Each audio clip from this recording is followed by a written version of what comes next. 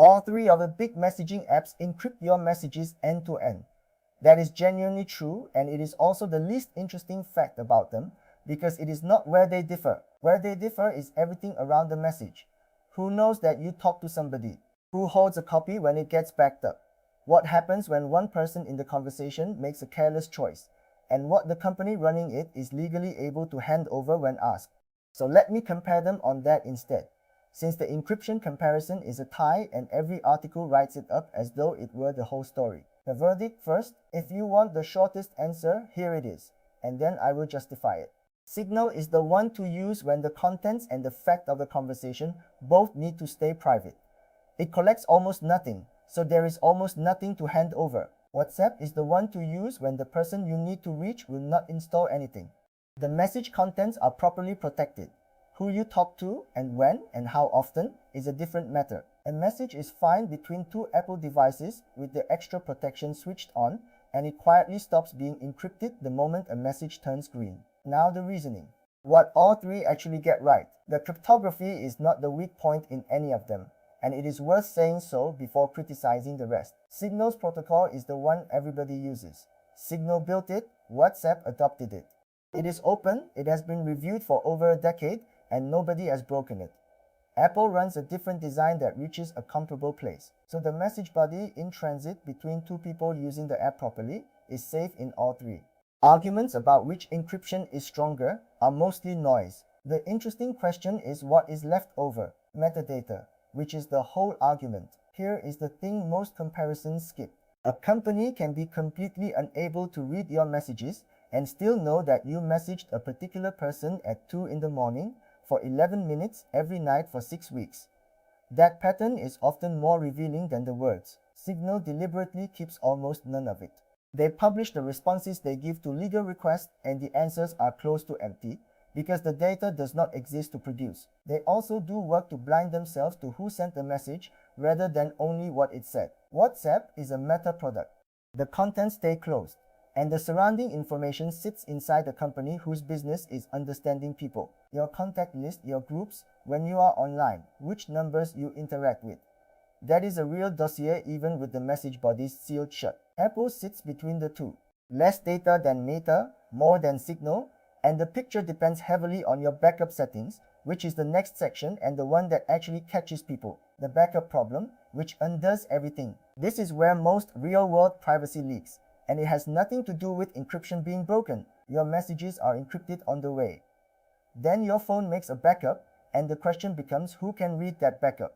On Apple, an ordinary iCloud backup historically included the key material needed to read your messages, which meant Apple could produce your conversations on request, even though iMessage itself is end-to-end encrypted. The fix exists, and it is called Advanced Data Protection. It is not on by default, you have to enable it, and until you do the encryption on the wire, is being undone at rest. For diranggan Prakriti appearance, on WhatsApp, backups to your phone's cloud storage can be encrypted with a password or key you control, and again it is a setting you turn on rather than the default. Signal takes the opposite position, and it is the reason people find it annoying. It does not back up to anybody's cloud. You move your history yourself, device to device, and if you lose the phone without doing that, the history is gone. That is a real cost, and it is the honest price of the guarantee. So the ranking above assumes you have gone and turned the backup protection on. If you have not, the app you chose matters much less than you think. The weakest link is the other person release, worth stating plainly because it changes how you should think about all of this. A conversation is only as protected as the least careful participant. You can run Signal with a locked phone and disappearing messages, and if the person you are talking to keeps an unencrypted cloud backup or screenshots the conversation into a group chat, your careful configuration protected nothing. Group chats multiply this. A group of 30 is 30 devices and 30 sets of habits, and you have no visibility into any of them. So the practical version is that app choice is a per conversation decision rather than a per person one. The conversations that need protection go somewhere private.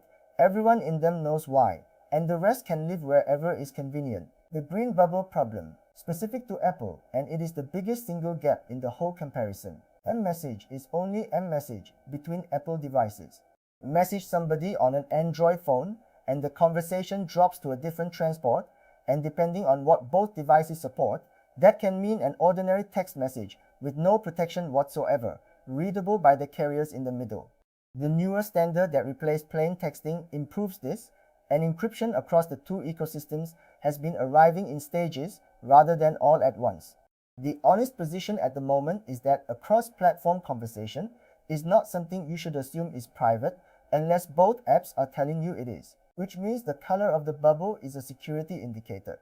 That is a genuinely strange thing to be true, and it is true. Disappearing messages and what they are for. People misread this feature badly, so it is worth being clear about what it does. Setting a timer deletes the message from both devices after the period you chose. That is useful.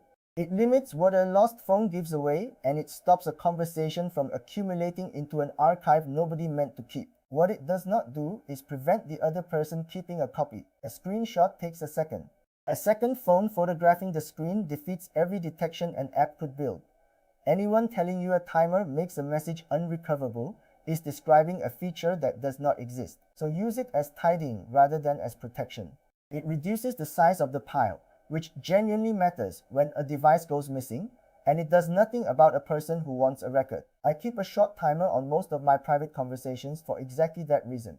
A phone left in a taxi should not contain 2 years of everything, and the timer is the cheapest way to make sure it does not. Linked devices, the surface nobody checks. Every one of these apps lets you attach a desktop or a tablet, and every one of those attachments is a full copy of the conversation on another machine. That machine has its own risks.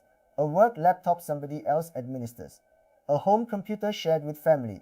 A browser session left signed in on a device you no longer own. All three apps have a screen listing what is currently linked. Almost nobody opens it. Go and look at yours, because the pattern here is the same as everywhere else in security, which is that access granted once tends to survive long past the reason for granting it. And when you replace a laptop, unlink the old one before you wipe it rather than after, because after is usually never. The phone number question. All three of these have historically tied your identity to your phone number, which is a problem if you want to talk to somebody without handing them a permanent identifier. Signal edit usernames so you can be reached without giving out your number, and that closed the biggest complaint people had about it. You still register with a number, but you no longer have to reveal it to talk. WhatsApp is your number visibly to everybody you message. There is no way around that. iMessage can use an email address instead, which helps a little, and in practice most people are reachable at their number anyway. If not handing out your number matters to you, that is a real point of difference, and it is the one place Signal pull clearly ahead. What a legal request actually produces. This is the test that cuts through the marketing, and you can check it yourself rather than taking anybody's word. Signal publishes the responses it gives to legal demands. They are short, and the reason they are short is that the answers are mostly the date an account was created and the date it last connected. Everything else is genuinely absent. A company cannot produce a record it never kept. The other two hold considerably more, and the message contents remain out of reach in both cases, so a demand lands on the surrounding record instead. Who, when, how often, from roughly where, in which groups. That is a substantial picture, and it is entirely legal to obtain, which reframes the whole comparison. The question worth asking is what a company has available to hand over on the day it stops resisting, and only one of the three has deliberately structured itself so that the answer comes out close to empty. What none of them protect against the honest limits, because the marketing on all three implies more than they deliver. None of them help if your device is compromised. Encryption protects a message in transit. Something reading your screen sees the decrypted message the same as you do. None of them help against somebody with your unlocked phone. Put a passcode on the app itself where the option exists, and use a real device lock rather than a 4-digit code you also use elsewhere. And none of them make you anonymous. The person you are messaging knows who you are. That seems obvious, and it gets forgotten in conversations about encryption constantly. What I actually use, and why that is inconsistent. I use all three, which is not a principled position. It is what happens when you have to reach people who will not move. Signal for anything I would mind being read later, and for the handful of people who already have it. WhatsApp for most of my working life, because in this part of the world it is where business happens, and asking a customer to install something else is a non-starter. iMessage barely, because most of the people around me are on Android. So if you take one thing from this, take that. The app with the best guarantees is worthless for a conversation the other person will not have in it. Pick the private one for the conversations that need it, and stop trying to migrate everybody. The thing I got wrong. For a long time, I treated end-to-end encryption as a yes or no property, and I recommended apps on that basis. A green tick meant safe, no tick meant unsafe. That is a bad model, and it produced bad advice. I told people WhatsApp was fine, full stop, when the accurate statement was that the contents are fine and the surrounding record is held by an advertising company. Those are different claims, and the second one mattered to at least one person I was talking to. For tando pupadising titonin pitensam deriza, vilpertas PNZ and pifem BVC a privan PT9 pamda. Subscribe for privacy advice that is actually practical.